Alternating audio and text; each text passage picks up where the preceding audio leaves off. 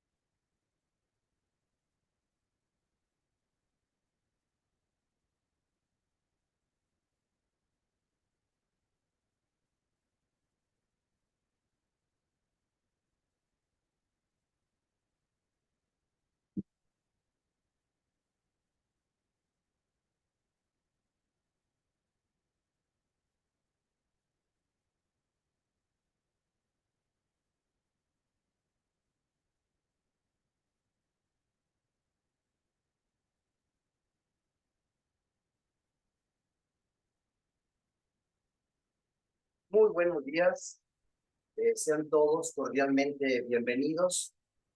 Un placer el poder estar juntos en esta mañana y celebrar a Cristo. Cuando digo celebrar a Cristo, no lo digo de una manera religiosa, sino estamos vivos por su gracia, seguimos en el camino por su gracia, por el trabajo del Espíritu Santo, resistimos en el día malo por el poder de su fuerza. Eh, no renunciamos, no volvemos atrás por su obra en nosotros. Es que hoy le damos la gloria, la honra, el reconocimiento a Él. Somos Betsy, no una iglesia mejor ni peor que ninguna, pero es una iglesia diferente. Si usted no le ha dado, no se ha suscrito a nuestro canal en YouTube, hágalo para que posteriormente, que ya estemos generando más contenido entre semanas, usted sea notificado oportunamente. Y le pido que una manera de compartir el Evangelio es compartiendo la liga de esta transmisión, ¿sí? Si compártala con alguien de que usted considere que puede o le sirve esta predicación, ¿sí? Así es que bienvenidos. Hoy el tema que nos acoge, el tema que nos congrega, un tema interesante que creo que va a ser de gran bendición para todos y cada uno de ustedes. Ponemos esta, Roberto, ¿me puede? Eh, el tema que hoy nos congrega es Entendidos en los tiempos. Primera de Crónicas, capítulo 12, verso 31 al 33, en la versión palabra de Dios para todos. Dice de la tribu de Isaacar. La tribu de Isaacar entendía muy bien lo que pasaba en ese tiempo y sabía lo que Israel debía hacer. Por eso enviaron a 200 jefes y todos sus parientes bajo sus órdenes. Entender los tiempos es un asunto fundamental en todo aquel y en toda aquella que ejerce liderazgo. Toda persona que está puesta por Dios en una posición de liderazgo, de influencia, es una capacidad impartida por el Espíritu Santo a través del discernimiento de la palabra, de ciencia, de conocimiento, el poder entender muy bien lo que está pasando en nuestros tiempos. Entender los tiempos significa interpretar las señales de nuestra época y, una vez interpretadas correctamente, anticipar las consecuencias de diferentes cursos de acción, es decir, anticipar lo que puede, todos los escenarios posibles que pueden acontecer si las señales que han aparecido en el ambiente siguen intensificándose. El entendimiento en los tiempos es una capacidad dada por Dios. No solamente es teórica, sino también tenemos que tener el poder, la capacidad para traducirlo en acciones concretas. La tribu de Isaacar entendía muy bien los tiempos y ese entendimiento en lo que estaba pasando en sus tiempos le permitía a él diseñar estrategias, saber qué hacer. Cuando alguien sabe qué hacer en un tiempo complejo, en un tiempo donde hay confusión, incertidumbre, eso lo posiciona automáticamente en liderazgo. Entender los tiempos, insisto, es una capacidad que debe poder traducirse en acciones concretas y que guíe al pueblo, ¿sí? En las decisiones y en las estrategias que cada uno de ellos debe de tomar. Bien, esto es importante.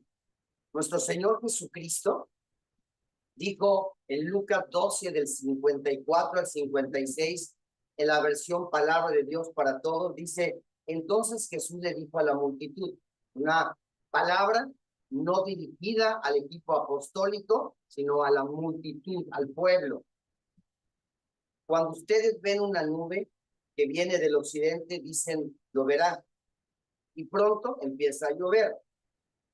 Cuando sopla el viento del sur, ustedes dicen, hará mucho calor, y pronto empieza a hacer calor.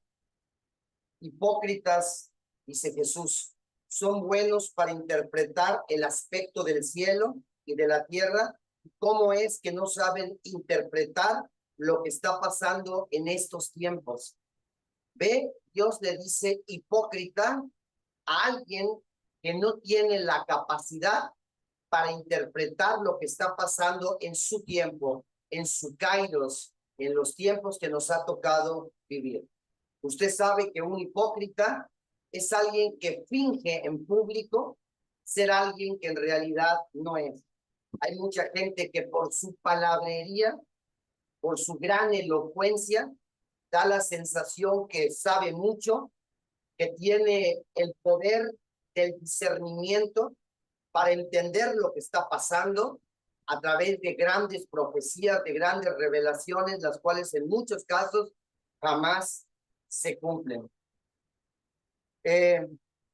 Cuando alguien está haciendo lo que debe hacer, vamos a activar inminentemente la fuerza de oposición proveniente de Satanás. A toda acción le corresponde una reacción igual, pero en sentido contrario. Y dice la Biblia en la versión Nueva Traducción Viviente que el reino de los cielos avanza contra viento y marea. Entonces, cada vez que alguien se alinea al propósito eterno, contribuye directamente al avance del reino de Dios en la tierra, automáticamente encontrará vientos de frente, vientos contrarios, oposición de muchas maneras, ¿sí? Ahora, no todos estamos capacitados para enfrentar la adversidad. La palabra resiliencia es la capacidad que tiene alguien para ser procesado, tratado, doblado, quebrado y después recuperarse, aprender lo que necesitaba aprender y avanzar aprobado al siguiente nivel. Hay muchas personas que cuando su fe, como dice la segunda carta de Pedro, es puesta a prueba, somos metidos al horno de fuego. Hay muchas personas que no soportan y se quiebran, se rompen, y como lo vimos en muchas ocasiones, deciden volver atrás, niegan al Señor o apostatan de la fe. Dios siempre, escuche lo que voy a decir, Dios siempre prepara a su pueblo antes de introducirlo a un nuevo nivel, porque todo nuevo nivel vamos a tener que enfrentar nuevos enemigos, nuevos desafíos, grandes cantidades de presión. Si intentamos pelear las batallas con las mismas estrategias del pasado, tal vez muchas batallas las perdamos porque nos obstinamos en sacar del baúl de los recuerdos muchas estrategias que sin duda Dios nos dio y que nos sirvieron en el pasado, pero que tal vez ya no nos sirvan en el futuro. Es imposible, hermano, imposible que el pueblo de Dios avance a lo que sea que viene mañana sin que primero sea preparado por Dios. El trabajo de todo hombre y de toda mujer que se dicen siervos o siervas de Dios es preparar al pueblo para sea lo que sea que está por venir. La palabra futuro se define como todo aquello que está por venir. El futuro es todo aquello que va a suceder, pero aún no sucede. Pero el hecho de que algo aún no suceda no implica que no vaya a suceder. Todo lo profetizado, lo escrito, lo anunciado en la palabra de Dios va a suceder. El libro de Éxodo, capítulo 13, del verso 16 y 17, dice, cuando el faraón, escuche bien, esto es muy interesante, muy interesante. Cuando el faraón liberó a los israelitas, ¿sí? Salió un pueblo que por 430 años aprendió, fue formado o deformado como esclavo.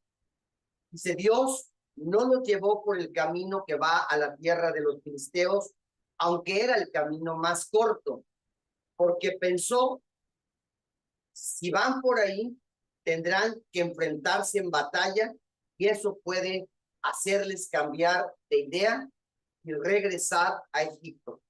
Dios llevó al pueblo hacia el Mar Rojo. Escuche, los israelitas salieron de Egipto como un ejército preparado para la batalla. ¿Cómo lo toma eso? Siendo esclavos, cuando sale Israel, sale como si fuera un ejército, ¿sí? Salieron de Egipto, dice, en formación militar. ¿Cómo salieron? Como se forma un ejército. Otras versiones del mismo versículo dice, así los israelitas salieron de Egipto como un ejército preparado para la batalla. La pregunta es, ¿estaba preparado para la batalla? La respuesta es, no. Otra versión dice, los israelitas salieron de Egipto en formación de combate. Otra versión dice, los israelitas salieron de Egipto formados como un ejército. Querido, alguien que forma parte de un ejército sabe o debe saber quién es su superior.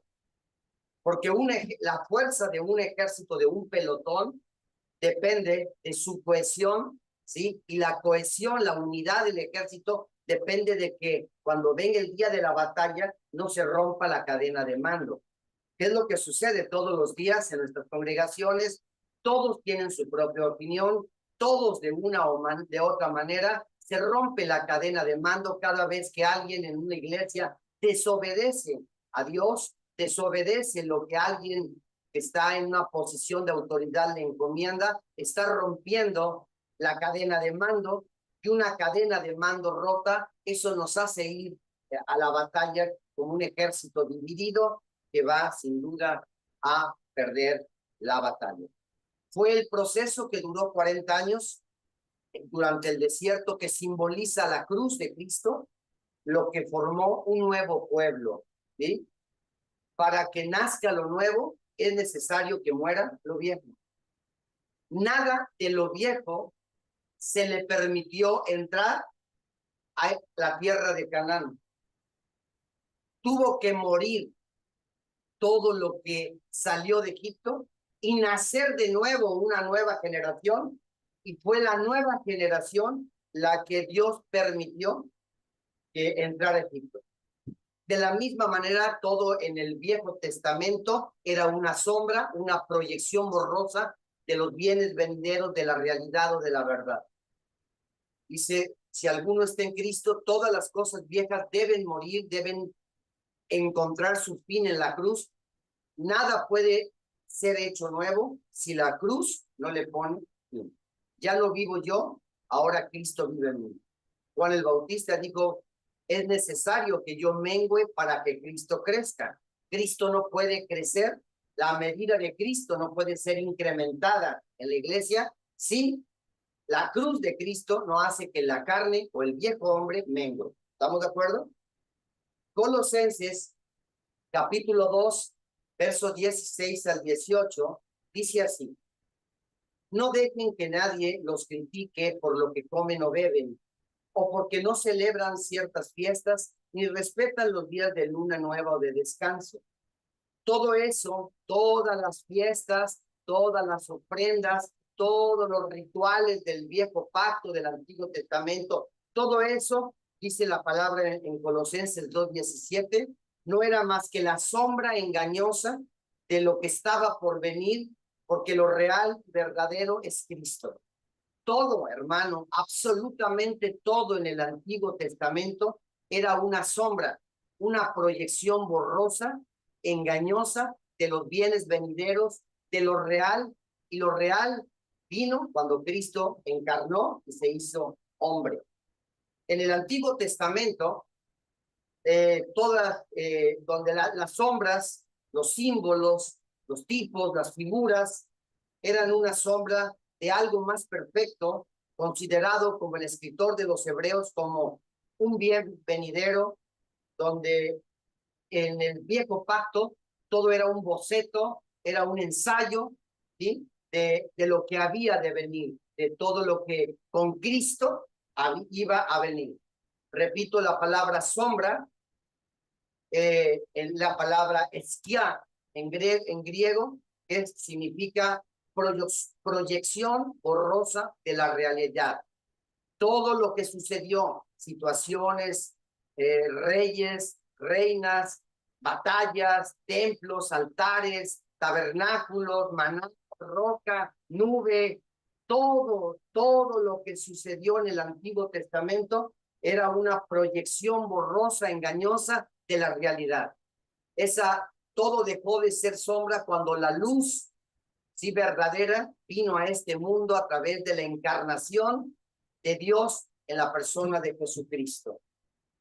¿Por qué digo esto? La nación de Israel es o debería ser para la iglesia no un reloj profético como muchos le dicen. Debería ser un faro profético al cual todos deberíamos estar volteando a ver, porque lo que está pasando en lo natural va a suceder en lo espiritual. La nación de Israel, como pueblo especial, como pueblo escogido de Dios, era un tipo del verdadero pueblo de Dios. Era el Israel físico, pero Pablo describe a los creyentes cristianos como el Israel espiritual. El Israel físico era un símbolo, el Israel físico, la nación de Israel era una sombra, una proyección borrosa del Israel espiritual, que es la iglesia, donde no hay esclavo, ni libre, ni judío, ni gentil, en Cristo, donde todos somos uno en Cristo. Primera de Corintios, capítulo 15, verso 46, que no vino primero lo espiritual, sino lo natural y después lo espiritual. Todo lo que acontece primero en lo natural, en el Israel natural, después va a acontecer inmediatamente después en el Israel espiritual. ¿Y el Israel espiritual quién es? Iglesia. Yo quiero que lo tenga claro. La nación de Israel, ¿sí? Sin duda es el pueblo escogido por Dios, pero era una sombra del verdadero Israel espiritual, que es la iglesia, que es el cuerpo de Cristo, repito, donde no hay judío, ni gentil, ni siervo, ni libre, ni ricos, ni pobres, donde todos en Cristo somos reconciliados, somos uno. Y yo quiero traer esto a lo siguiente. Hoy en día, en este momento, en este día de agosto, Israel está en guerra. De hecho, desde 1948, desde que Israel se constituyó como nación, ¿sí? Como Estado, inmediatamente después comenzaron todos sus vecinos, ¿sí? A declararle la guerra, y desde 1948, de una o de otra manera, siempre Israel ha tenido que aprender a estar rodeados de enemigos que le lanzan misiles, que lo agreden de muchas y diversas maneras. Israel representa al pueblo de Dios, nacido en un ambiente hostil, donde todo a su alrededor es potencialmente su enemigo. Jesucristo dijo: todo lo que no está conmigo es contra mí. Y Jesús dijo: en el mundo donde yo los pondré, tendréis aflicción. El enemigo, si le pudiéramos ponerle nombre al enemigo de Israel, el que patrocina, ¿sí?, a muchos grupos terroristas en contra de Israel, se llama Irán, ¿sí? Irán, que en la Biblia era el reino de Persia, es la cabeza, ¿sí? Es la cabeza de la serpiente, y la serpiente tiene varios miembros en su cuerpo, en su estructura, que usa para atacar multiposicionalmente a Israel, y encontramos en estos muchos grupos terroristas a Hezbollah, al grupo Hamas, al grupo de los hutíes que están posicionados en Yemen, y muchos otros que son gente pro-palestina, que son gente que tiene esa genética, esa simpatía por estos grupos terroristas que están diseminados por todo el mundo. Eclesiastés capítulo 3, verso 1, dice que todo tiene su tiempo, y todo lo que se quiere debajo del cielo tiene su hora. Dice que hay un tiempo de paz y hay un tiempo de guerra. Yo le hago una pregunta. Si en este momento no hay 57 guerras activas, ya hay 58 guerras activas, porque acaba de estallar otra guerra activa entre Camboya, ¿sí?, y Tailandia, ¿sí? Pero a pesar de lo que pasó el 7 de octubre en Israel, donde el grupo de Hamas, un grupo terrorista satánico, oscuro, cruzó milladas de ellos, de terroristas, cruzaron Israel y asesinaron a niños, bebés, violaron niñas, ancianas, mataron a la gente de una de las maneras más atroces, de una manera en que su mente y la mía no pudieran conceptualizarlo o imaginárselo. Y todavía, por si fuera poco, se llevaron cientos de rehenes para poder extorsionar y causar terror y daño a Israel. A pesar de todos estos hechos atroces que describen por sus frutos, tú conoces la naturaleza o la genética del árbol. A pesar de la atrocidad de los crímenes de este grupo terrorista llamado Hamas, hoy en día, hasta este momento, el grupo Hamas está recibiendo mucho, pero mucho apoyo en el mundo, a pesar de todas las atrocidades que muchos gobiernos hacen, tienen el apoyo del pueblo. Es triste ver cómo en dictaduras como en Cuba, como en Venezuela y como en muchos, como en Nicaragua, dictaduras comunistas que generan verdaderas atrocidades en el pueblo, hay mucha parte del pueblo que sigue apoyándolos. De la misma manera, una gran parte de los gobiernos del mundo y de los habitantes del mundo simpatizan con el grupo Hamas, simpatizan con este grupo que comete crímenes atroces, ¿sí? Y que hace cosas que la mente humana no puede imaginarse.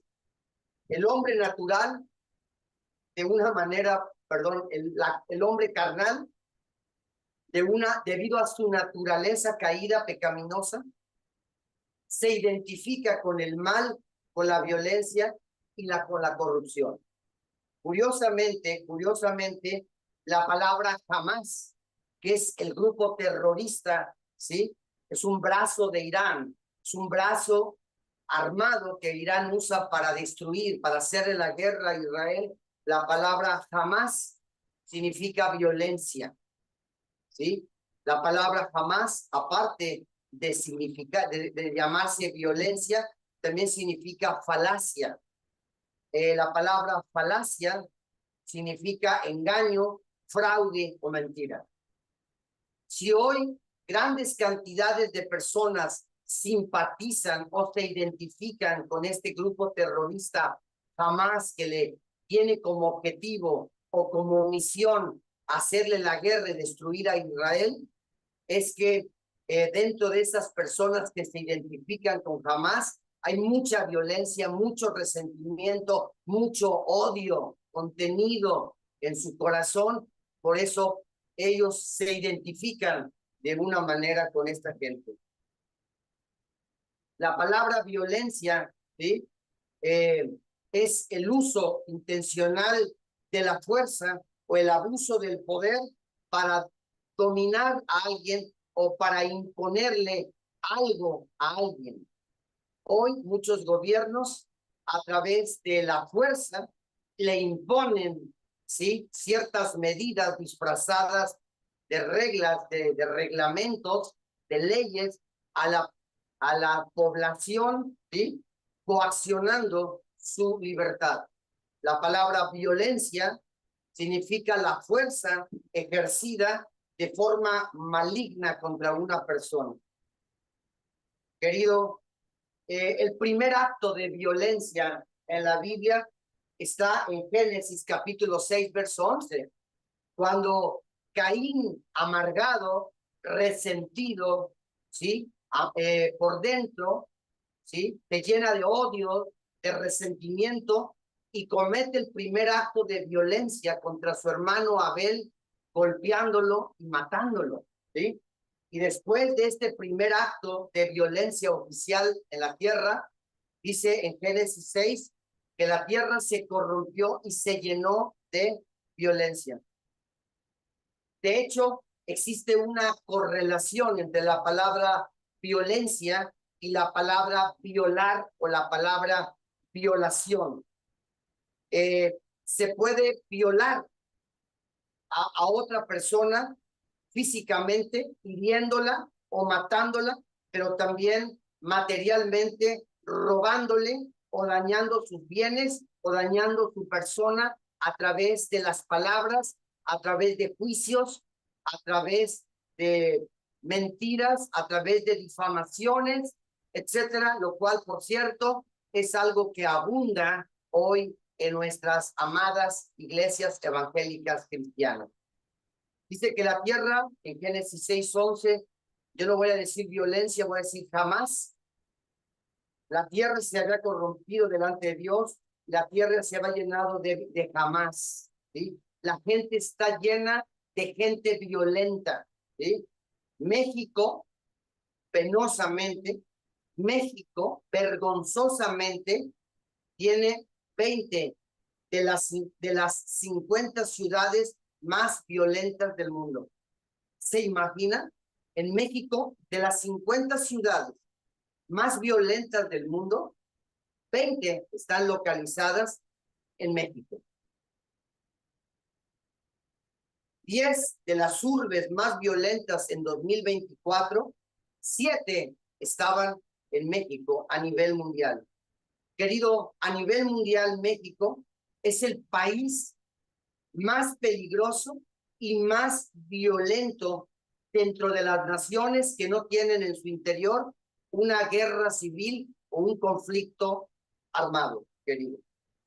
Es preocupante. Hoy, desde Baja California, Chihuahua, Sinaloa, Sonora, Zacatecas, Aguascalientes, Nuevo León, Veracruz, Tamaulipas, me voy hacia abajo, hasta Tabasco, Yucatán. México está infectado de violencia. La violencia se llenó, la violencia como un mal canceroso, ¿sí? Se esparció, provocando tumores por diversos puntos que han hecho metástasis a lo largo de nuestra amada República Mexicana.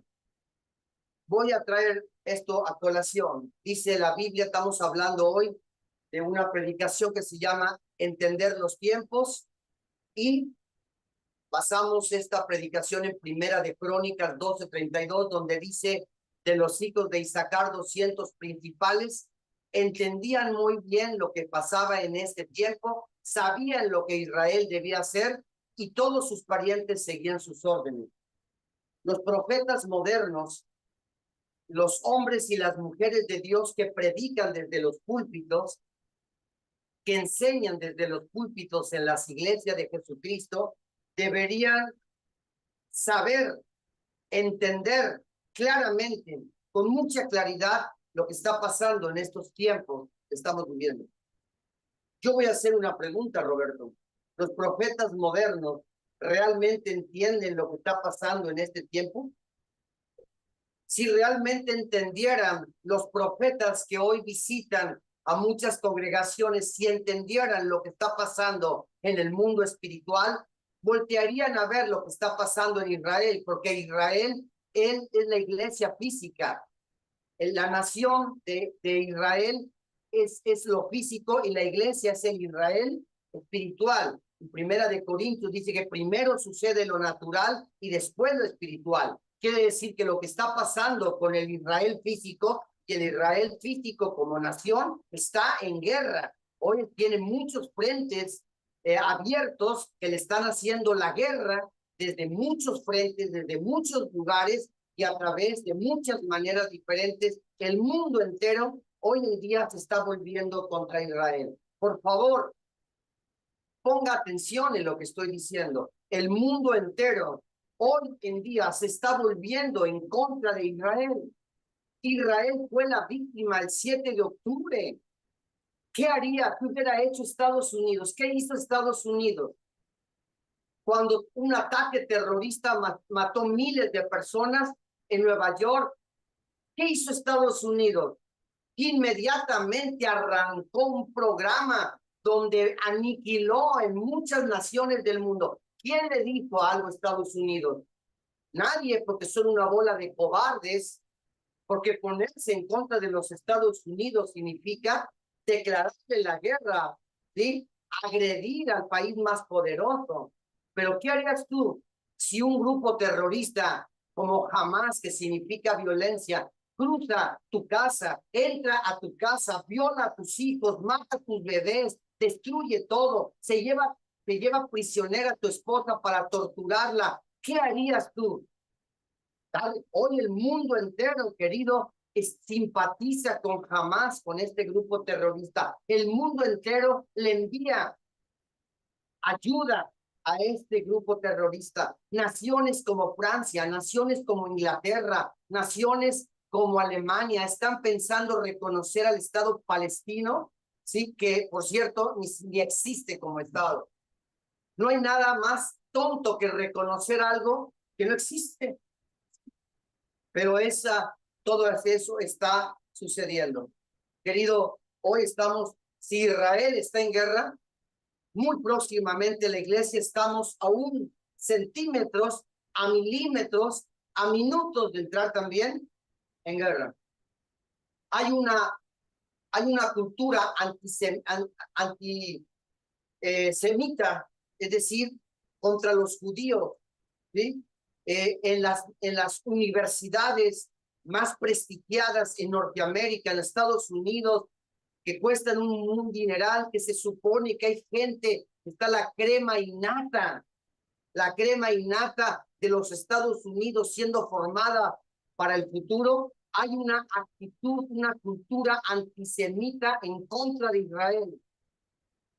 Querido, el mundo entero se está volviendo en contra del Israel físico. Es cuestión de tiempo que el mundo entero se vuelva enemigo y perseguidor del Israel espiritual, que es nada menos y nada más que la iglesia.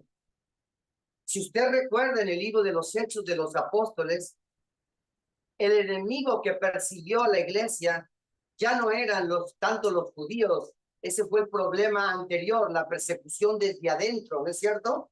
Todos los judaizantes, todos los que trataban de traer a la iglesia de regreso a la ley de donde Cristo los había sacado. Pero ya en el libro de los Hechos de los Apóstoles, cuando nace la iglesia, aparece un enemigo externo y la iglesia comienza a ser perseguida desde el exterior por el gobierno representado por los emperadores romanos.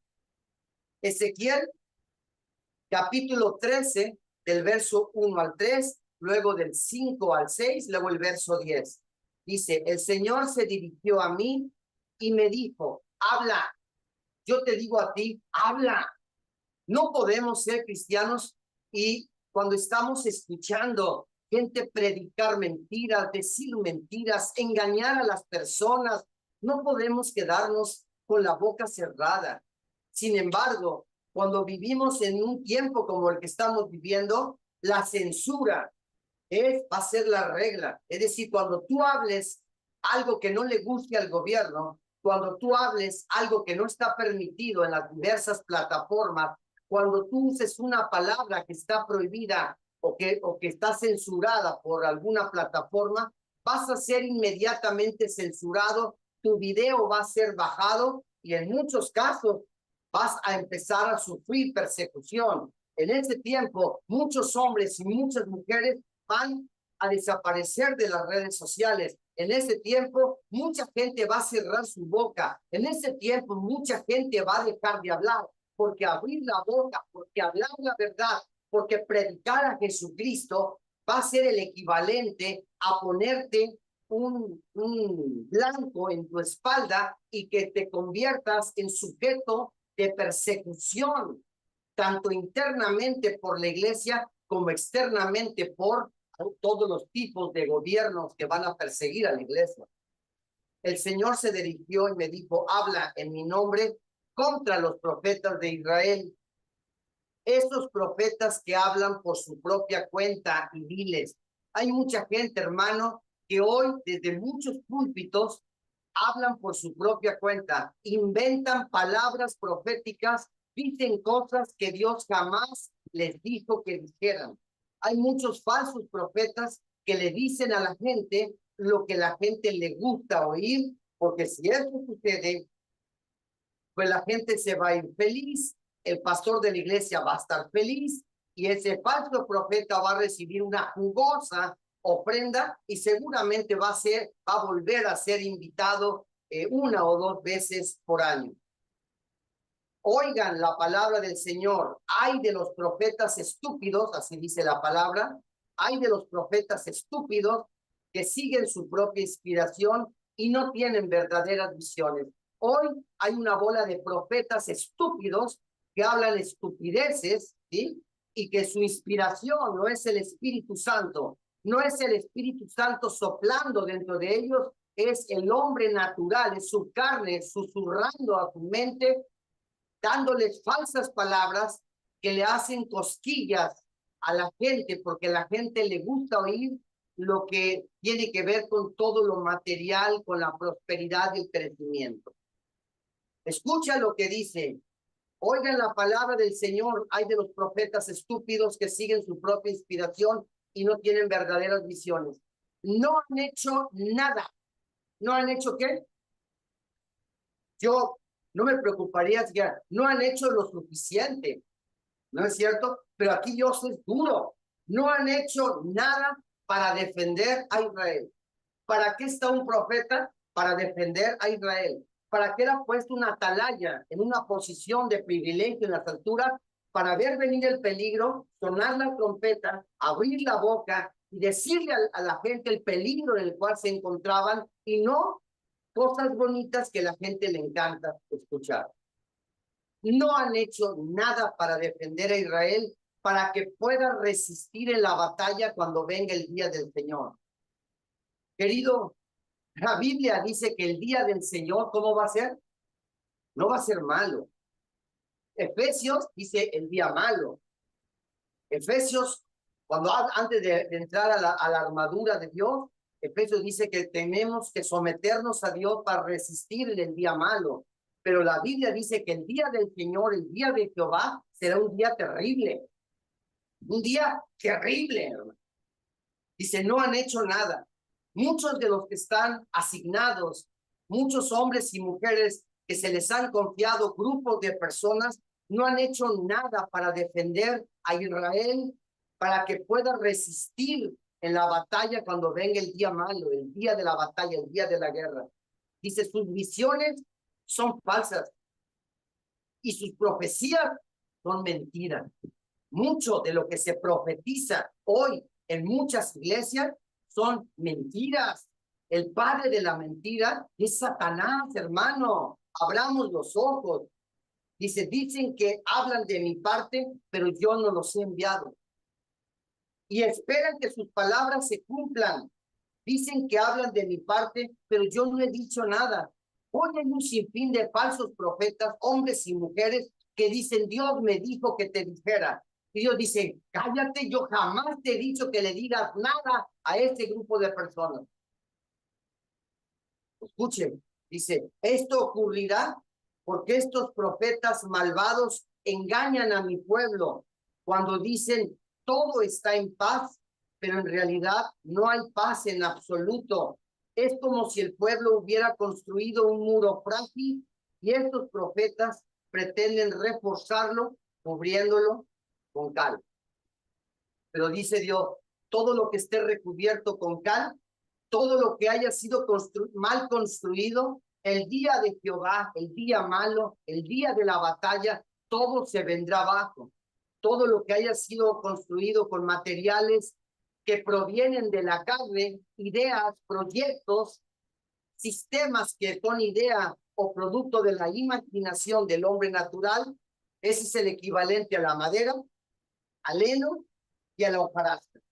Y cuando venga el día de la batalla, todo eso se quemará, todo eso se va a venir abajo y va a quedar de pie lo que haya sido edificado con los materiales correctos, con oro, con plata y con piedra preciosos.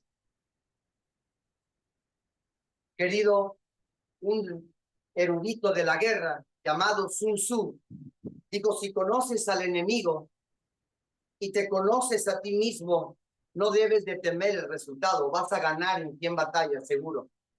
Pero si te conoces a ti mismo, pero no conoces al enemigo, por cada victoria obtenida sufrirás una derrota. Pero si no sabes nada ni del enemigo ni de ti mismo, vas a ser derrotado en todas las batallas. Hay gente que no conoce al enemigo. Hay gente que cuando oye la palabra enemigo, todo lo correlaciona con demonios y con diablos. Si hoy Israel tiene un problema, que curiosamente es el mismo problema que tuvo los Estados Unidos en Afganistán, hoy en Afganistán para los Estados Unidos el enemigo podría ser un niño forrado de explosivos. Para los Estados Unidos el enemigo podría ser una anciana sentada y meciéndose en una silla, pero cuando se acercaban los Marines se detonaba y mataba a todo un pelotón. El enemigo podía ser un perrito que venía con una cajita ya ahí en tu calle que traía bomba. El enemigo en la guerra de guerrillas, en la guerra no convencional, puede ser cualquier persona o puede ser cualquier cosa. ¿Estamos de acuerdo? Escuche lo que voy a decir. Pablo, no lo digo yo, dice Pablo en Romanos 7. Dice, si el bien que quiero hacer no hago, y el mal que quiero hacer, eso hago, miserable de mí, porque encuentro en la ley que el mal está en mí. ¿Dónde está el mal? Dentro de mí. ¿Dónde está el mal? Dentro de la iglesia. ¿A dónde envió Dios en el Antiguo Testamento? Escuche lo que voy a decir. Todos los profetas, ¿a dónde los envió? A Israel. Porque el problema de Israel siempre era Israel. Cada vez que Israel hacía lo malo delante de Jehová, perdía la protección, perdía los privilegios de Dios, perdía la cobertura de Dios. Venía el enemigo, los hacía pedazos y después de sufrir la esclavitud, la opresión, el maltrato, clamaban a Dios. Dios levantaba un juez que los liberaba, pero al poco tiempo volvían otra vez a hacer lo malo, y eso lo vemos en todo el libro de Jueces, primera de Reyes y segunda de Reyes. Lo primero que hay que hacer en este tiempo de guerra, porque hoy todos los hombres y mujeres de Dios, todos aquellos en la iglesia de Jesús que ejercen el liderazgo, tienen que ser hombres y mujeres entendidos en los tiempos. Porque alguien que no entiende claramente lo que está pasando en su tiempo, en su kairos, no sabe qué hacer. Y alguien que no sabe qué hacer va a repetir las fórmulas que se han hecho por los últimos 50 años. Si hoy voy a una iglesia cristiana evangélica, yo ya sé lo que va a pasar. Ya sé lo que va a pasar, porque lo que hoy se está haciendo es repetir lo que se ha hecho por los últimos 50, 70, 80 años, porque no ha logrado posicionarse un nuevo liderazgo que entienda los tiempos, que sepa qué hacer y que prepare a la iglesia para todo aquello que está por venir. La pregunta es, ¿en qué debe ser preparada la iglesia hoy en día? La iglesia hoy en día debe ser preparada no como adoradores, deben ser preparados como soldados, como guerreros, porque no es un tiempo de paz, es un tiempo de guerra. Y en un tiempo de guerra, lo que la iglesia necesita son soldados. Cuando comenzó la guerra contra Hamas hace más de un año, ¿sí? Ya van más de un año, casi 2 años en Israel, todos los soldados, todos los reservistas, toda la gente fue llamada porque era un tiempo de guerra, era un tiempo de Israel, iba a ir a la guerra, y cuando una nación va a la guerra necesita soldados, pero un soldado no es alguien que recibió un, ¿qué? Un curso. Un soldado no es alguien que va a su congregación y se viste aquí de verde, con una gorrita y se pinta. Un soldado no es alguien bravucón que grita y canta y que diablo te tengo bajo mis pies. Un soldado no es alguien que habla mucho, grita mucho, hace mucho, pero el día malo, el día de la batalla, el día que debe de salir una palabra de su boca como la que salió de la boca de Jesucristo, calla y enmudece, inmediatamente la tormenta representada al enemigo se sometió y se hizo grande. Bueno, hoy en día lo primero es ubicar al enemigo.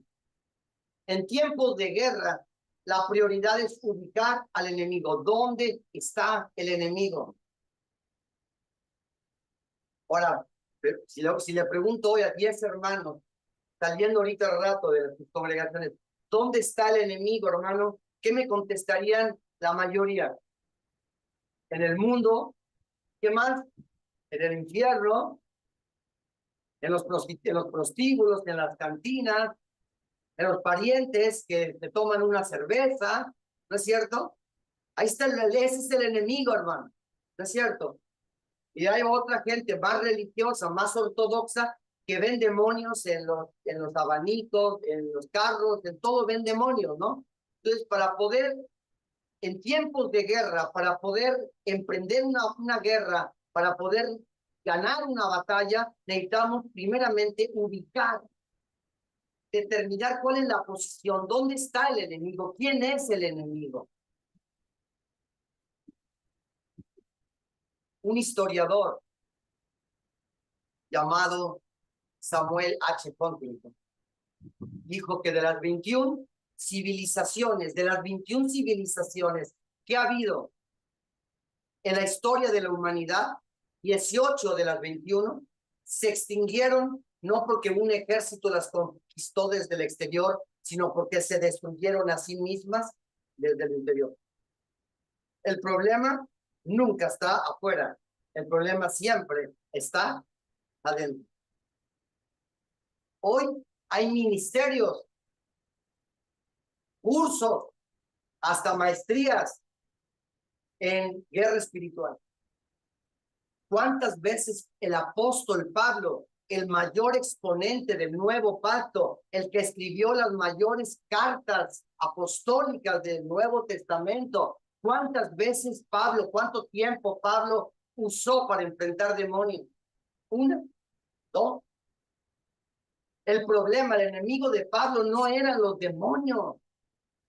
Las pocas veces que los demonios lo estaban, las pocas veces que Pablo le dedicó tiempo de su agenda a un demonio, es porque no lo dejaban hacer su trabajo. Cuando en Éfeso traía una niña con un espíritu de adivinación, que ya estos son los verdaderamente siervos del Dios Altísimo, se volvió, la reprendió y sacó al diablo. En otra ocasión estaba Pablo predicándole el evangelio a un rey, y un falso brujo ahí estaba siendo obstáculo, y se volvió Pablo y le dice: a partir de hoy, sí, sea contra ti, quede ciego, ¿no? Y en ese momento quedó ciego y quedó asombrado el rey en ese momento. Pero Pablo, el problema de Pablo estaba dentro de la iglesia. El problema de Pablo eran todas las falsas doctrinas, las falsas enseñanzas.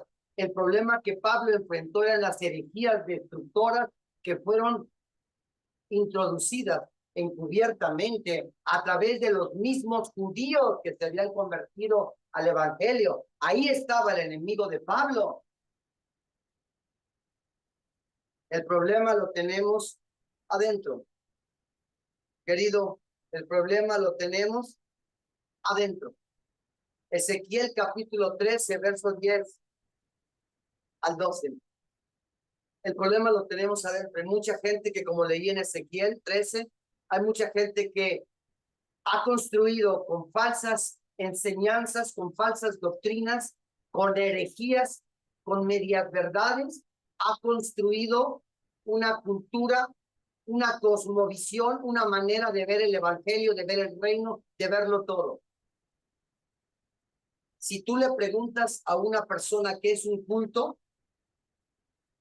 te van a decir, pues, llegar a la iglesia, acomodar las sillas, servir en un ministerio, cantar 3 canciones, o 6, o 7, o no sé cuántas, una palabra, recoger, es un culto. Si le preguntas a una persona qué es adoración, te va a decir que es cantar, cuando adoración no tiene absolutamente nada que ver con cantar. Tal vez lo incluya, pero no tiene nada que ver.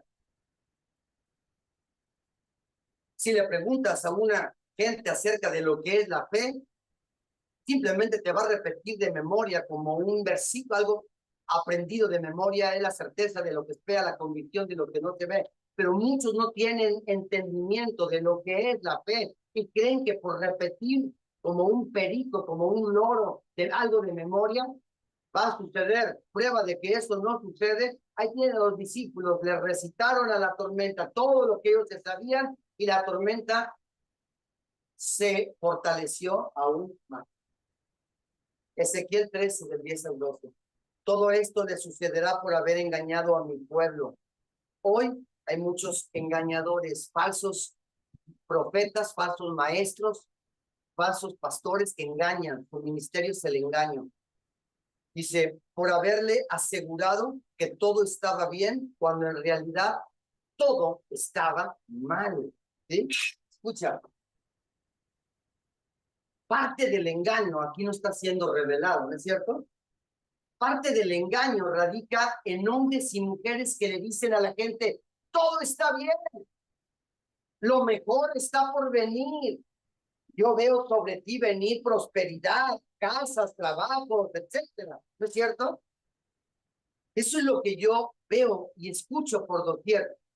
Pero si un pastor, un profeta es invitado por un pastor y el profeta le dice a la iglesia lo que Dios está viendo, ese profeta jamás va a volver a ser invitado porque va a incomodar al pueblo y al pastor no le conviene incomodar al pueblo porque se van a ir y en el número de que se vayan, eso simboliza una pérdida económica o financiera. Es duro, pero es la verdad. Todo eso le sucederá por haber engañado a mi pueblo, por haber asegurado que todo estaba bien, cuando en realidad todo estaba mal. Sus mentiras son como una pared de piedras pegadas con yeso. Aquí esto se llama una metáfora, ¿sí? Dice, una pared, un muro, ¿sí? Se construye con ladrillos y esos ladrillos, nos dice Ezequiel 13, verso 11, que esos ladrillos son todas las enseñanzas mentirosas que salen de la boca de falsos hombres y de falsas mujeres, que se dicen siervos o siervas de Jesucristo. Dice, esa pared se vendrá abajo. Pues sepan, señores albañiles, que voy a lanzar una fuerte tempestad contra esa pared. ¿Qué viene? Dicho por Dios, una fuerte tempestad. Pregunta, ¿el equipo apostólico, cuando iba navegando a medio mar de Galilea, pudo contra la fuerte tempestad? Cuando el equipo apostólico que desayunó, comió y cenó con Cristo, que oyó las enseñanzas directamente de Cristo, ¿pudo enfrentar la fuerte tempestad? La respuesta es no. Contra esa pared y la derribaré con lluvia y granizo y un viento muy fuerte. Escuche, entonces la gente, el pueblo, dirá, ¿y a quién se le ocurre confiar en mentiras? Eso dice Ezequiel 13:12. ¿A quién se le ocurre confiar en mentiras? ¿Al pueblo? Hoy sale un hombre desde un púlpito político a decir una bola de mentiras y un grupo de gente ignorante, ingenua, ¿sí? Quedan hechizadas, fascinadas y creen toda esa serie de mentiras hasta que viene el día que viene un terremoto y el terremoto revela la verdad o revela la realidad y todo ese muro.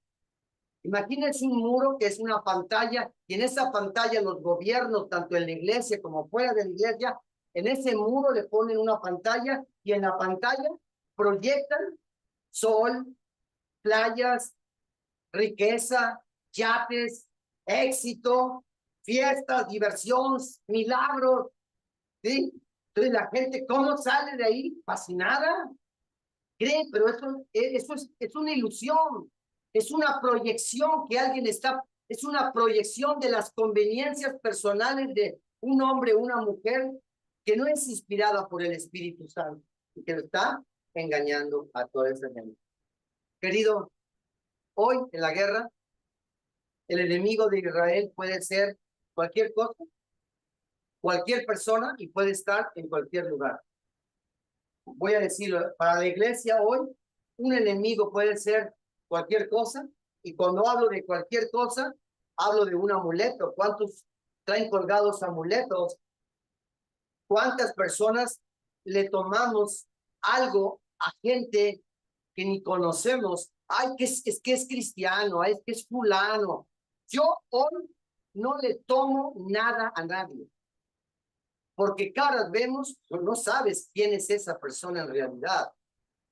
Hay muchas personas, hoy el enemigo puede ser algo, puede estar en algo, puede estar en un amuleto, puede estar en un alimento, puede estar escondido dentro de algo, pero también puede estar escondido dentro de alguien y puede estar ubicado afuera de la iglesia, pero también puede estar ubicado dentro de la iglesia. Voy a terminar, escucha esto, está bueno.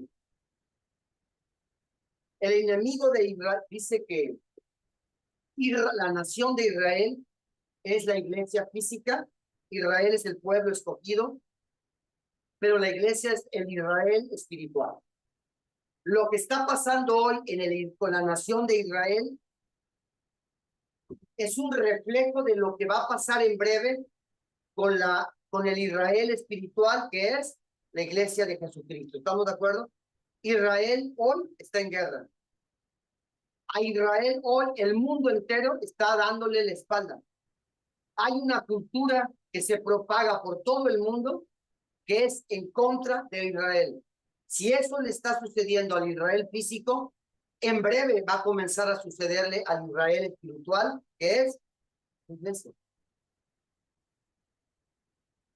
El enemigo de Israel, llamado Hamás, ¿qué significa Hamás? Violencia. No sabe, cuando atacó a Israel, sabe que no tenía el poderío militar para enfrentar a Israel. Lo sabe. Son muy inferiores militar y en armamento comparados con Israel. Es decir, no hay ninguna posibilidad de que los terroristas le ganen en una batalla a Israel. Israel los desaparece en un día. Entonces, desde hace muchísimos años, muchos años, el grupo terrorista que le hace la guerra a Israel, Hamás, construyó por abajo de Gaza una red de túneles. Abajo de la ciudad hay otra ciudad.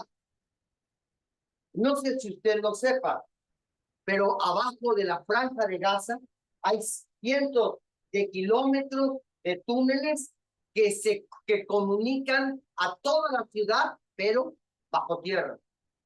No sé si usted sepa, pero abajo de Nueva York, la ciudad llena de luz y de rascacielos, hay otra ciudad. Si usted recuerda, cuando la iglesia primitiva en el libro de los Hechos de los apóstoles, fue duramente perseguida por el Imperio Romano, ellos tuvieron que vivir bajo la ciudad en unos lugares llamados catacumbas. Entonces, vea lo que dice Filipenses 2, 10 al 11.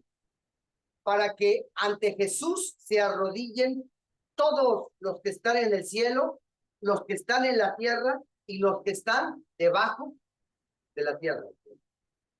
O sea, hay tres lugares donde hay vida: en el cielo, en la tierra y también debajo de la tierra. ¿Estamos de acuerdo? En nuestra ciudad, en Tampico, o en Monterrey, o en México, en Guadalajara, hay una parte de nuestras ciudades que es la parte visible, pero también hay una parte en nuestras ciudades que es la parte invisible. En la parte visible, en nuestras ciudades, acontece todo lo que tú puedes ver, escuchar, tocar, pero en la parte invisible suceden cosas que el ojo no ha visto, que el oído jamás ha escuchado. Suceden cosas tan oscuras, tan atroces, tan satánicas, que nunca ni siquiera han subido a la mente de una persona. Yo le voy a llamar a lo que está abajo de la tierra el inframundo. ¿Estamos de acuerdo? ¿Ha oído hablar usted del inframundo? Yo sí. La palabra inframundo, si usted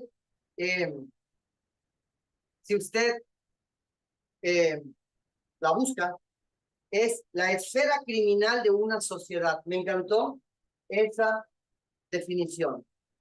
El inframundo es la esfera criminal de una sociedad. En la sociedad de la cual usted y yo somos parte, todas las personas somos hipócritas, ¿sí o no? Todas las personas tenemos una máscara con la cual nos presentamos en el trabajo, con una cara que damos el domingo, un lenguaje que usamos adentro, pero muchas veces de lunes a jueves, con los amigos, con el grupo fulano, nos quitamos la máscara, nos quitamos el disfraz y somos personas totalmente diferentes. Hemos visto que en los grupos de poder, en los poderosos que gobiernan las ciudades, la mayoría de ellos, no digo todos, pero una gran mayoría, son gentes que tienen una doble vida o tienen una doble moral. La mayoría, lo estamos viendo hoy, en muchos de los escándalos que alcanzan a la élite política de México, muchas de esas personas tienen una cara que le dan a la gente, tienen un discurso, una narrativa hacia afuera, pero esa gente opera y se mueve en el inframundo. Esa gente tiene nexos, tiene vínculos, tiene relaciones. ¿Con quién? Con el inframundo, con una esfera criminal de la sociedad. En toda sociedad japonesa, rusa, norteamericana, inglesa, francesa, en toda sociedad hay una parte de esa sociedad que se dedica a cometer crímenes, ¿no es cierto? Pero muchos de los criminales no están todos tatuados y son seres grotescos como los pertenecientes a esas pandillas como la de las Mara Salvatrucha. Muchos de esos criminales son gente que no parece criminal porque tiene una máscara, porque utiliza un lenguaje, pero por dentro son más violentos, son más perversos, son más sádicos que aún los que tú les llamas violentos, perversos y sádicos. Pero están escondidos a través de un disfraz y están escondidos a través de una narrativa o de un discurso. El inframundo. Roberto, ¿tú crees que dice que el inframundo es la esfera criminal de una sociedad? ¿Tú crees que en la iglesia haya un inframundo? La palabra inframundo también es el mundo oculto o subterráneo en el sentido de la delincuencia o del crimen organizado. Es decir, en nuestras iglesias, en esos lugares bonitos que domingo a domingo tienen a través de la música, de los luces, de toda una producción eclesiástica ejecutada casi a la perfección, donde todos tienen una cara hermosa, donde todos tienen una sonrisa cuando te reciben, ¿cierto o no? Atrás de ese mundo hay un inframundo. Atrás de ese mundo hay un mundo oculto, un mundo subterráneo, ¿sí? Un mundo donde la gente que habla bonito, la gente que parece ser luz, cometen delitos, infringen la ley, destruyen, critican, dividen, causan más daño desde adentro, a través desde el inframundo, desde ese mundo oculto, subterráneo, dentro de las iglesias, que es parte de nuestra sociedad eclesiástica, causan más daño que los demonios mismos. Si no me cree, querido, ahí le va. Ezequiel 8, del 5 al 10. Entonces el Señor me dijo, hijo de hombre, mira hacia el norte. Así que miré hacia el norte y junto a la entrada de la puerta que está cerca del altar, en el templo, estaba el ídolo que tanto había provocado los celos del Señor. Hijo de hombre, me dijo, ¿ves lo que hacen? ¿Ves los pecados detestables que cometen los israelitas para sacarme a mí de mi templo? Pero ven y verás pecados aún más detestables que estos. Luego me llevó a la puerta del atrio del templo, donde pude ver un hueco en el muro. Y me dijo, ahora hijo de hombre, cava en el muro.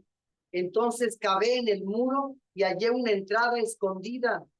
Entra, me dijo, y mira los pecados perversos y detestables que se cometen ahí.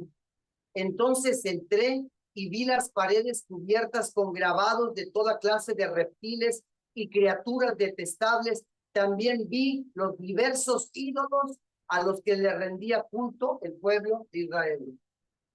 ¿Existe o no existe un inframundo? ¿Existe o no existe una vida oscura debajo de la tierra? Debajo de la tierra que aparentemente es santa, de la tierra donde aparentemente se alaba a Dios, hay un inframundo debajo de toda esa disfraz, debajo de esas máscaras, debajo de esas narrativas bonitas, hay una verdad, hay una realidad. Engaño, engaño. Hoy, a través del engaño predicado a través de muchos púlpitos, hacen creer a la gente que todo está bien, cuando según Dios dice, nada está bien. Mi pueblo no está siendo preparado para defenderse el día de la batalla. El día de la batalla, dice Dios, será un día terrible. El día de la batalla, muchos de los que creen estar muy firmes, muchos de los que creen haber edificado sobre la roca, muchas de sus edificaciones se vendrán abajo, porque ese día por el fuego será probado el material con el que muchos edificadores edificaron, y muchos descubrirán que edificaron con madera, con éxito, con hojarasca. ¿Qué se supone, hermano? Termino. Dice Primera de Crónicas 12:32. De los hijos de Isaacar, 200 principales sabían lo que Israel debía hacer, y sus hermanos seguían sus dichos. Si hoy hemos entendido por el Espíritu que no es un tiempo de paz, si hoy hemos entendido por el Espíritu lo que dice Dios a través de Ezequiel, que nada está bien, que todo está mal, cuando hemos entendido por el Espíritu que lo que está por venir, que el día de Jehová, el día será el día malo, será un día terrible, donde el nivel de presión se incrementará exponencialmente y la fe de muchos se vendrá abajo. Por eso dice que los postreros días muchos apostatarán de la fe, porque la presión, la prueba que vendrá sobre ellos por la falta de preparación, no la soportarán. ¿Qué se supone que se debe hacer en tiempos de guerra? Porque vivimos tiempos de guerra. Porque la Israel física, la nación de Israel está en guerra. Porque si la nación de Israel está en guerra, la Israel espiritual, que es la iglesia, no tardamos, hermano, en entrar en guerra. Si hoy desde el mundo entero está volviéndose en contra de Israel física, no tarda que el mundo entero se vuelva en contra de la iglesia de Jesucristo. En la Biblia, querido, los preparativos para la guerra lo podemos definir en 3 puntos. Número 1, construir murallas. 2, reunir armas. Y número 3, entrenar soldados. Las murallas fue lo que Dios le pidió a Nehemías que hiciera. Los muros o las murallas representan el sistema defensivo en tiempos de guerra. En tiempos de guerra, el no contar con un sistema defensivo es muerte segura. Voy a volver a repetirlo. Israel, en los tiempos bíblicos, una ciudad que no tenía muros fuertes y altos, era una ciudad no segura, que estaba a merced de las bandas de ladrones y de salteadores. Hace unos meses que Israel ataca a Irán, porque Irán está construyendo un arma nuclear con el objetivo de aniquilar, de borrar del mapa a Israel. Israel dijo, antes que el arma esté lista, ataco. Cuando Israel atacó a Irán, atacó objetivos militares. Pero cuando Irán contestó el ataque de Israel, una lluvia de misiles fue lanzada contra Jerusalén, contra Tel Aviv y contra otras ciudades llenas de civiles que no eran soldados. Uno de esos misiles impactó en un hospital donde no solamente había soldados, había enfermos, había niños. Pero a esa gente no le dicen genocida. Eso no lo ve, eso la prensa no lo publica. Israel tiene una tecnología que no la tiene casi ninguna nación del mundo. Israel tiene algo que le ha llamado el domo de hierro. El domo de hierro de Israel es un sistema defensivo, un muro que funciona, que cuando sus enemigos le disparan un misil, el domo de hierro número 1 lo detecta cuando viene viajando un misil en la dirección de Jerusalén, de Tel Aviv o de alguna otra ciudad. Después de detectarlo, el domo de hierro decide si representa un peligro. Y si representa un peligro, el domo de hierro dispara un misil que lo neutralice en el aire antes de caer, impactar y causar un daño. No es casualidad. No es casualidad que Israel tenga un domo de hierro. Israel físico es una sombra borrosa, una proyección borrosa del Israel espiritual. El Israel espiritual es la iglesia. Si nosotros vamos a la batalla que se avecina, sin un domo de hierro, sin un sistema de defensas como el de Israel, pero para el espíritu, si no logramos ver por el espíritu cuando ha sido lanzado un misil en contra de la iglesia, si no tenemos un sistema para evaluar el nivel de peligro que representa el misil lanzado, y si no tenemos la tecnología para neutralizar el arma lanzada antes de que impacte, somos 100% vulnerables. Voy a dejarlo aquí por la siguiente razón, porque no quiero apurarme en algo que es importante, muy importante. Lo único que le puedo decir, y voy a adelantarle, es lo siguiente. Israel físico, la nación de Israel, siempre fue una sombra, una imagen borrosa del Israel verdadero espiritual que es la iglesia, donde no hay judío, ni gentil, ni esclavo, ni libre, ni rico, ni pobre. ¿Estamos de acuerdo? Es una sombra. Si el Israel físico, desde el día que nació como nación en 1948, todos a su alrededor eran enemigos que inmediatamente le declararon la guerra. Querido, todo lo que no es de Dios nos va a declarar la guerra. Jesús lo dijo, todo lo que no está conmigo es mi enemigo. La ley israelí exige que todas las viviendas y edificios nuevos construidos en Israel desde a principios de la década de 1990 cuenten con refugios antibombas.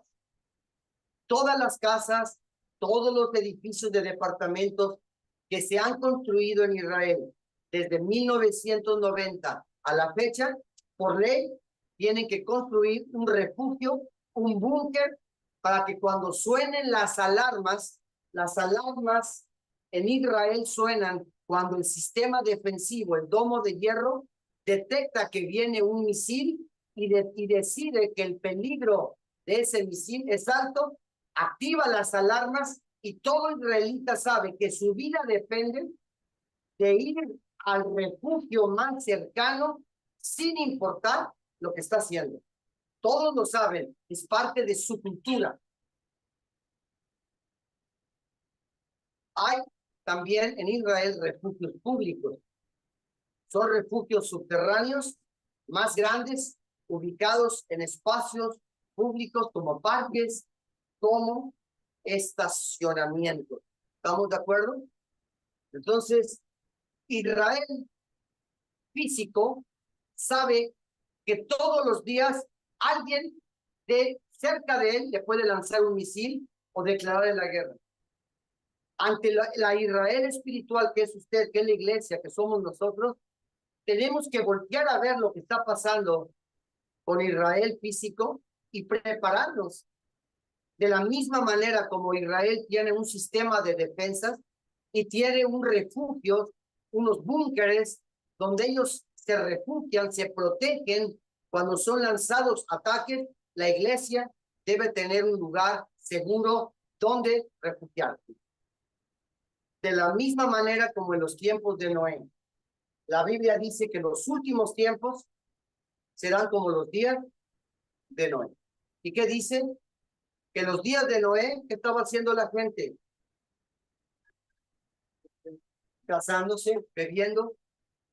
Sonó la alarma, como suena en Israel. ¿Qué hizo la gente? Nada. Dice, hasta que vino el agua y se los llevó a todos. Los únicos que se salvaron en los tiempos de Noé son los que estaban dentro del arca. El arca representa a Cristo. El arca representa el refugio. El arca representa al búnker, esa ciudad, ese lugar seguro, protegido, amurallado, donde la iglesia verá caer 1000 a un lado y 10,000 al otro. Ese lugar seguro es donde la plaga que va a azotar a la humanidad no podrá tocar a la iglesia. Pero te pregunto, ¿cuántos de los que estamos aquí hoy conocemos la dirección de ese lugar seguro?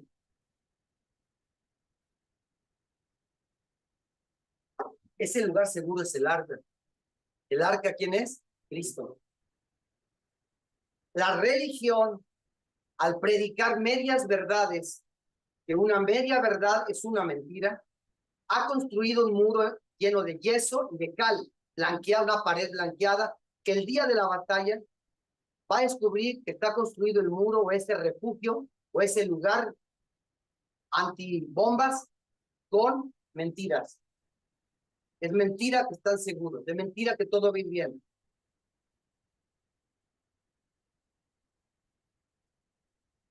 Dice la Biblia que vendrán los vientos y vendrán las lluvias y golpearán, y que mucho te vendrá abajo, ¿es cierto? Mucho, mucho te vendrá abajo. Querido, el lugar seguro, o Cristo, se empieza a construir el día que abrimos el corazón, que le recibimos a Él como Salvador y que nacemos de nuevo. Ese día empieza la construcción de un refugio. Ese día empieza la construcción del arca. Ese día empieza la construcción de un lugar donde la plaga no podrá tocarme. Pero muchos y muchas personas crecen y se les engaña haciéndoles creer que por hacer cosas, por seguir rituales y liturgias humanas, ya ese búnker, ese lugar seguro se va a construir, y no es cierto. La medida de Cristo tiene que ser incrementada en la medida, en el grado que la medida de Cristo se incremente, es la probabilidad de que a ti no te pase nada el día de la batalla. Ahora, ¿quieres saber qué tan probable es que a ti o a mí no nos pase nada o que no suframos pérdida? Pues estudia la parábola del sembrador, porque mucho del material para edificar a Cristo, el refugio, como el arca, o como quieras llamarle, la casa, mucho de eso cae en mala tierra. Y al caer en mala tierra, no da fruto, no sirve para edificación. Solo una pequeña parte de lo que hacemos cae en buena tierra. ¿Me explico? Y da fruto. Y solamente la buena semilla que cae en buena tierra y que da fruto es lo que logra edificar el búnker, el refugio, el lugar donde no sufriremos ni usted ni yo ningún daño. ¿Qué porcentaje? ¿En qué porcentaje quedaremos, Roberto? Esto no debe meternos miedo. Esto debe abrirnos la cabeza. Esto debe hacernos entender de lo que acabamos de entender. Que los falsos profetas le dicen a la gente, todo está bien. ¿Y qué dice Dios? Cuando en realidad nada está bien. Los falsos profetas que dicen, lo mejor está por venir. Cuando lo que está por venir no es lo mejor, es lo peor. Y no porque Dios no nos ame, es por la multiplicación exponencial de la violencia, de la maldad y la corrupción. Es porque dentro de la iglesia permitimos, con abrazos y no balazos, permitimos que el mal dentro de la iglesia creciera, que la cizaña se multiplicara dentro de la iglesia. El mal atacará desde adentro, pero también el mal atacará desde afuera, ¿quién podrá resistirlo? ¿Quién podrá resistir cuando seas atacado desde adentro de tu cabeza y desde afuera, desde tu familia? Porque la Biblia dice que la guerra empezará en la casa, padres contra hijos. Jamás consideras que tus hijos se puedan volver en tu contra. Sin embargo, sucederá. No lo digo yo, lo dice Jesús. Jamás consideras que tu nuera se vuelva en tu contra. Puedes considerar que no le caigas bien, pero no que se vuelva en tu contra. Jesús dijo, ¿sí? Jamás consideras que el hermano al lado de quien has servido 10 años en la iglesia se vuelva en tu contra y se vuelva tu más despiadado verdugo que hable las mentiras más despiadadas en tu contra. Te volverá. Y por eso la fe de muchos, el amor de muchos se enfriará. Y por eso la fe de muchos te vendrá abajo. Por ver lo que va a suceder primeramente adentro. Tiempos de guerra. Tiempos de guerra. Querido, termino con estas dos reflexiones. La primera. Ahora entiendo por qué el Señor dijo, el que se vuelve amigo del mundo, se vuelve enemigo de Dios. Dice, no os volváis amigos del mundo. ¿Qué es lo que hizo Israel al entrar a la tierra prometida? Se hizo amigo de la gente de esa tierra y acabó haciendo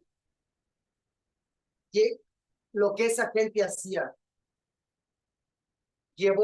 Acabó adorando lo que esa gente adoraba, acabó siguiendo los rituales paganos que esa gente seguía, por amistad, por volverse amigo.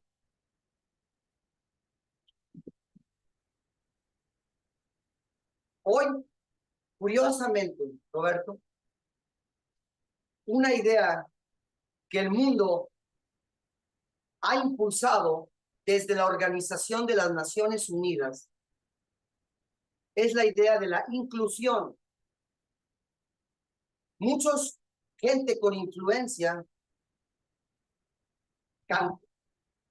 de autores cristianos, de música, pastores famosos con gran influencia, en pro de ganar mucha gente, han abrazado al mundo o esta idea de inclusión. Muchos gentes como Marcos Witt y como muchos otros han hablado del ecumenismo. Es el ecumenismo donde finalmente todas las religiones son lo mismo, todas te llevan a Dios, todas son buenas. La inclusión. Amemos a todos. No excluyamos a nadie. Y cuando entran, no hablemos cosas que puedan ofender, incomodar a la gente que trajimos.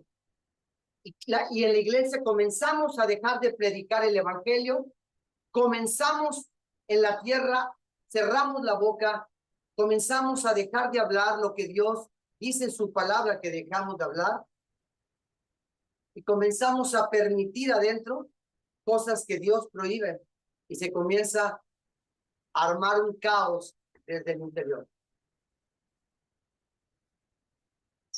Somos amigos del mundo, y hoy, nos guste o no, hermano, me atrevo a decir que todos, empezando por mí, uno de nuestros principales apoyos es el dinero. Cuando pierdes el apoyo del dinero o no tienes dinero, todo en tu casa se desbalancea. ¿No es cierto? Cuando hay problemas financieros en un matrimonio o en una familia, aparecen las grietas matrimoniales y muchos matrimonios no logran seguir juntos. Pero todo empieza por la presión financiera.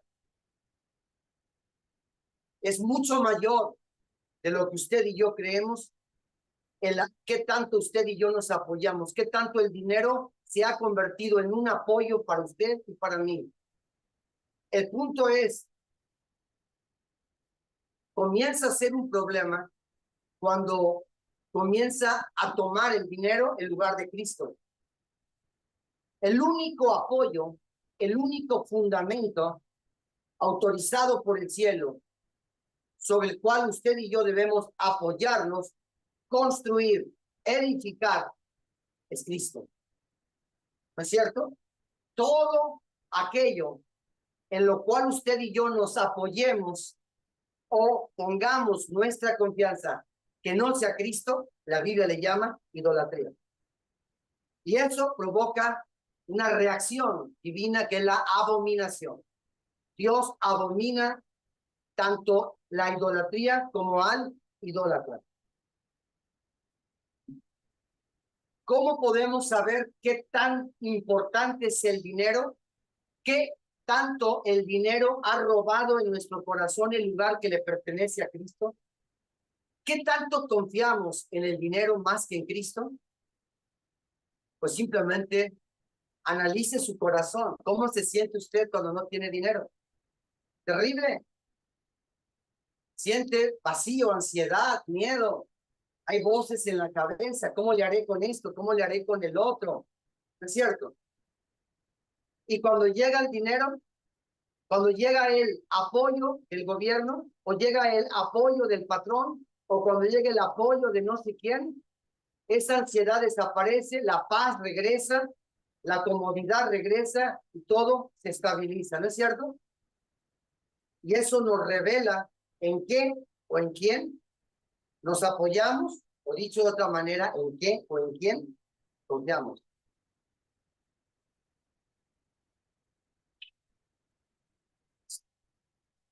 Dios va a quitar a la iglesia todo apoyo que no sea su hijo. Voy a hacer una pregunta, te la hago a ti. Israel, el Israel físico que Dios libera de Egipto, Dios le llama mi hijo, ¿no es cierto? Al hijo de Dios, Israel físico, cuando lo sacó de Egipto, ¿le faltó algo en el desierto? ¿Dios dejó de apoyarlo en el desierto? Si tenía hambre, recibía apoyo de Dios. Si tenía sed, recibía apoyo de Dios. Si lo atacaban los alacranes, las culebras, recibía apoyo de Dios. Si lo atacaban las naciones guerreras, recibía apoyo de Dios. Recibía apoyo de Dios del sol, de las altas temperaturas o de las bajas en la noche. Dios lo dejó, Dios lo desamparó.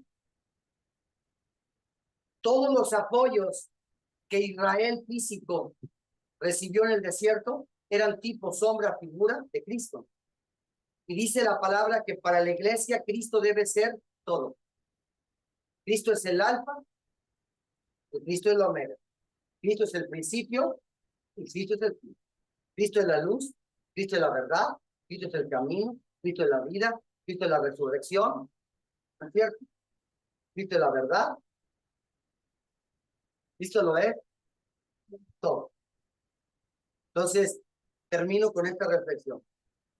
En la parábola del trigo y la cizaña, Dios dejó muy claro que vendría una época, la época de la siega, de la cosecha, donde Dios iba a enviar a sus segadores, y los segadores, cuando Dios le da la revelación de la parábola, y son los ángeles, va a haber una separación del trigo y de la cizaña. ¿Es cierto? ¿Quién va a ser juzgado primero? ¿El exterior o el templo, los que están dentro de los que adoran dentro del templo? Dios va a poner orden primeramente en la iglesia. En esta separación interna, Dios tiene que demostrarte a ti y a mí en qué tanto tú te apoyas que no es Cristo. En qué tanto tú confías que no es Cristo. Y esto es doloroso. Esto es desesperante. Esto no es popular ni le gusta a nadie. Porque cuando vamos perdiendo nuestros apoyos, cuando vamos perdiendo todo eso y a todas esas personas y todos esos bienes materiales en los cuales nos apoyamos, cuando los perdemos, entra miedo, ansiedad e inestabilidad, y a nadie nos gusta vivir con miedo, con incertidumbre y llenos de inestabilidad. Así es que, hermano, la única manera es ser obediente. El diezmo y la ofrenda es un diseño, es un ejercicio espiritual. Todo lo que no se ejercita se echa a perder. ¿Es mejor dar o recibir?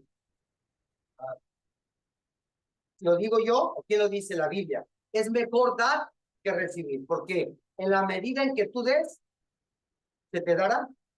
El que da mucho, ¿cuánto recibe? De una manera, pues, muy pequeña. Al final, el domingo pasado levantamos una pequeña ofrenda.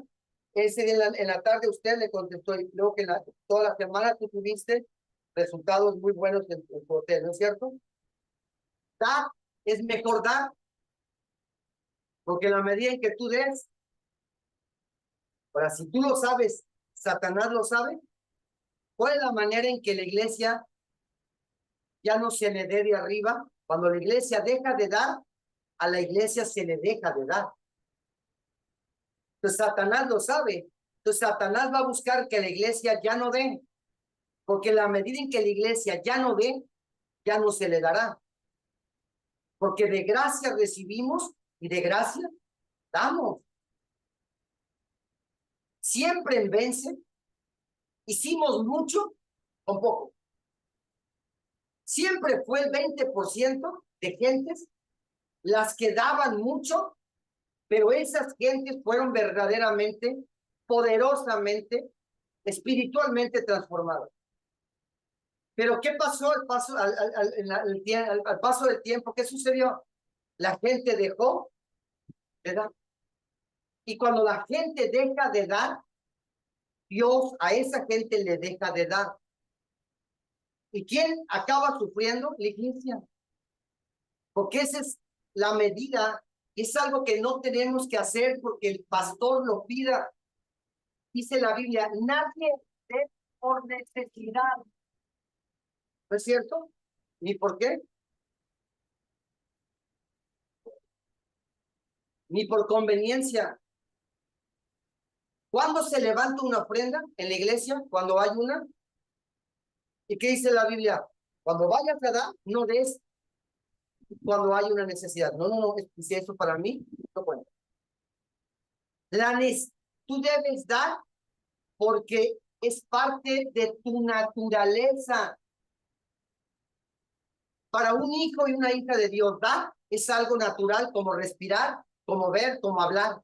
Como para un pájaro volar, es algo natural. Para un cristiano, dar debe ser algo natural.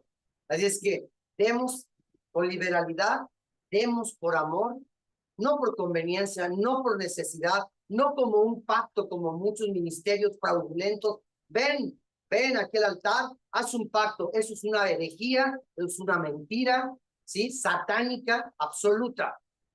Los hijos y las hijas de Dios damos porque está improntado en nuestra propia naturaleza.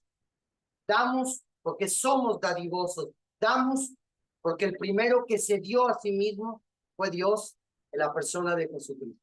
Que el Señor te bendiga, que el Señor haga resplandecer su rostro sobre ti, que el Señor tenga de ti misericordia y que el Señor ponga en ti paz. Que el Señor bendiga tu entrar y que el Señor bendiga tu salud. Que todo, absolutamente todo lo que tú hagas en esta semana, Jehová, el Dios del cielo, lo haga prosperar y que seas un testimonio vivo de la gracia, del poder, del amor y de la encarnación de Dios en la persona de Jesucristo. Amén. Amén. Amén.